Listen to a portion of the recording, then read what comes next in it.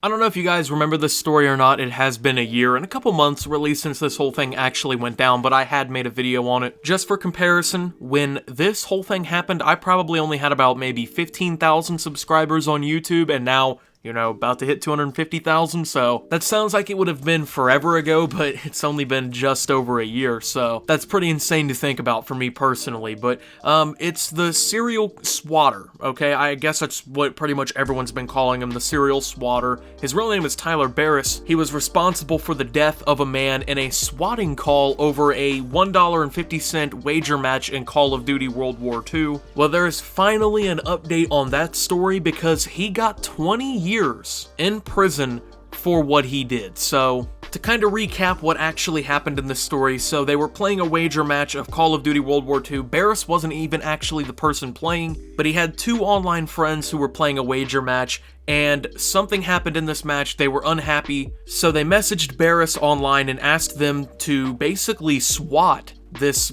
kid or this person, whoever they were playing in this wager match. They gave him his Twitter handle and whatnot, and Barris DM'd him. They were talking back and forth. The guy who ended up unfortunately being the quote-unquote victim of the swatting challenged Barris to do it and gave him a phony address that he used to live at but no longer had lived at, which unfortunately led Wichita police to showing up at a random man's house and killing him due to what had been detailed in the call. They didn't know what they were walking into. Obviously, some better procedures probably could have been taken, but unfortunately, a match of Call of Duty and some losers online led to a man being killed. And one thing I want to point out before we really go into this whole story is that this guy, Tyler Barris, actually went on Drama Alert with Keemstar and was interviewed right after this had happened before he was arrested, and he was very unapologetic. He always shifted blame onto the police. He kept saying, well, it's the police's fault that this whole thing happened. I'm not to blame for this. He was very unapologetic. He basically just shifted all the blame off of himself, you know, just wouldn't take any accountability for the whole thing that he had caused. But then, of course, in court, he was spotted being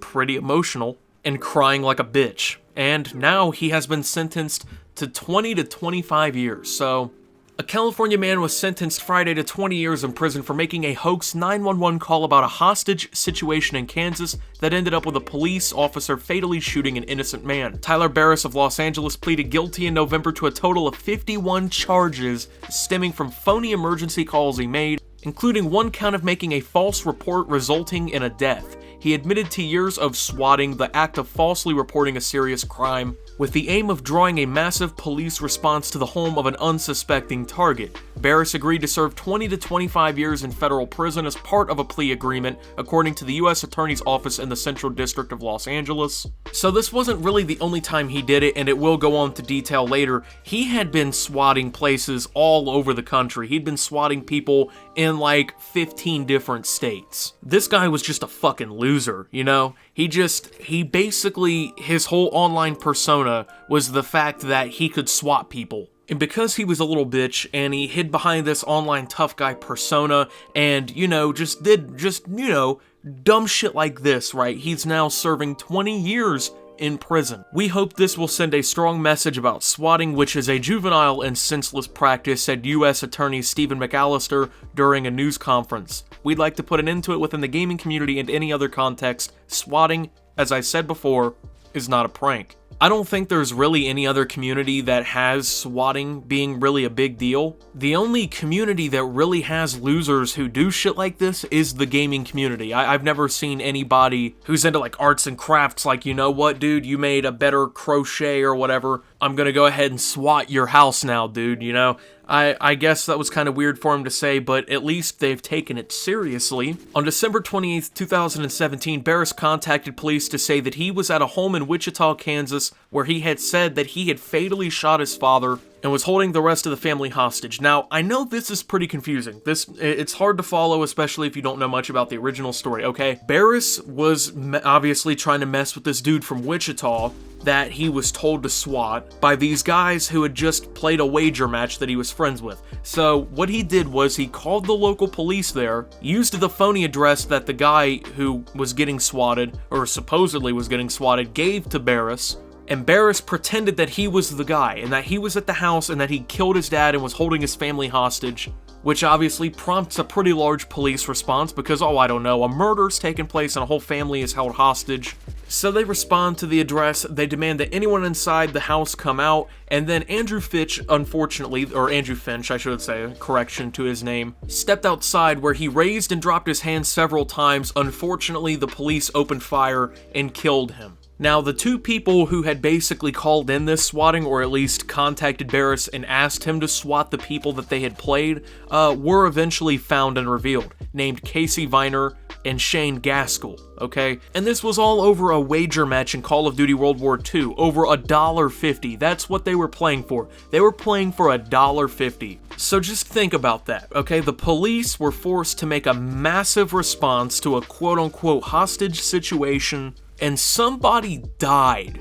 And now someone is going to prison for 20 years over $1.50 on Call of Duty World War II. Now, another thing that I think people really haven't approached in this situation is the idea that there was another loser who actually gave a fake address. So what happened was they were shit-talking each other in Twitter DMs, and Gaskell, who was the one who was apparently shit-talking him in the DMs, challenged him to swat him, gave him the address to a home he no longer lived at, which resulted in someone getting killed. So he is also a complete loser, and I hope he also faces some severe jail time too. Because I don't know if he's gotten off with it, I don't know if he's facing charges or not, but he deserves at least the same amount of time that Barris does, at least when it's in connection to these charges, because he's just as responsible for the whole thing. He gave the address that got that man killed, you know? I think he should face at least the same amount of jail time.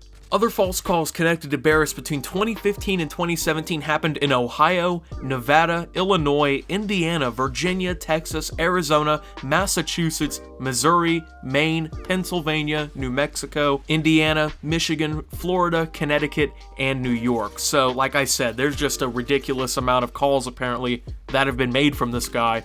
The judge on Friday sentenced Barris to 150 months for the Kansas charges and 90 months for the California charges, both to run consecutively. So he got a pretty good amount of time. Honestly, I don't think he got enough time in jail. Personally, I think since, number one, he had done it pretty much all the way across the country. He had done it repeatedly for years. Number two, he costed a bunch of different police just a bunch of money. I mean, just an inconceivable amount of money was probably used up to respond to his calls. And number three, he got a man killed, okay? Somebody died at the response of what this guy did. So he's pretty much responsible for this guy's death. I think he deserves a little bit more than 20 years in prison for the death of a man spending up taxpayer money on fake calls over Call of Duty matches all across the country. That's just my personal opinion. You might feel differently, but personally, I think he deserved life. He was also sentenced, however, to 5 years of supervised release for charges in Washington, D.C. for making fake bomb threats to the FBI headquarters and the FCC in 2017. That will run concurrently to the other sentences. So not only was this guy calling in swatting attacks on people on the internet, he was also calling in bomb threats to the federal government. So what I don't get out of this whole thing, how wasn't he caught before? I mean, he called in a bomb threat to the FBI headquarters and these dudes couldn't find him. They had no idea who did it. The FBI, it wasn't like some random county's police department. It's the fucking FBI, you know? They'll nag a murder suspect who's been gone for 9 months in some random country, yet they couldn't find some loser on the internet calling bomb threats over Call of Duty and shit.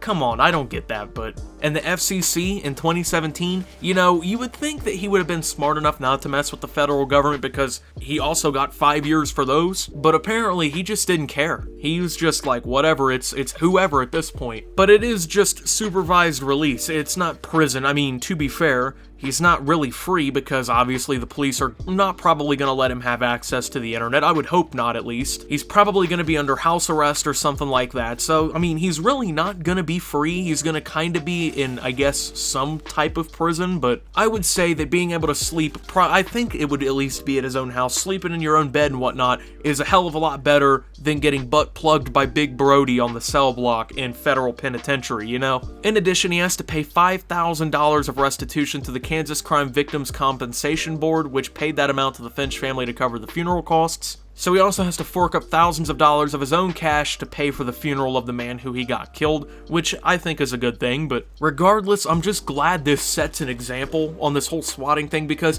swatting isn't as bad as it used to be, I would say. I mean, I don't think we've seen a situation like this since it happened, at least none that I'm aware of. As far as I know, this is the only person who's ever died to a swatting, but maybe I'm wrong on that, but I'm glad that they're really kind of setting an example out of him, even though personally I'd argue he deserves more time. I think all this really shows is that people just shouldn't be pieces of shit on the internet, you know? Just because you're relatively anonymous online doesn't mean that you should be out here obviously calling in fake police calls and stuff, you know? I think most normal people understand that, but I know that there's some weirdos out there who just don't get that idea, but what I don't understand even is, like, you were playing Call of Duty World War II, and you were playing it at a time when the game wasn't even good. It wasn't like you were playing it in like June or July of 2018 when the game had been fixed. You were basically playing a subpar Call of Duty for $1.50, which isn't even enough to buy you like a 12-pack of soda. And someone got killed over that, you know? In real life, we had to take it to that extent.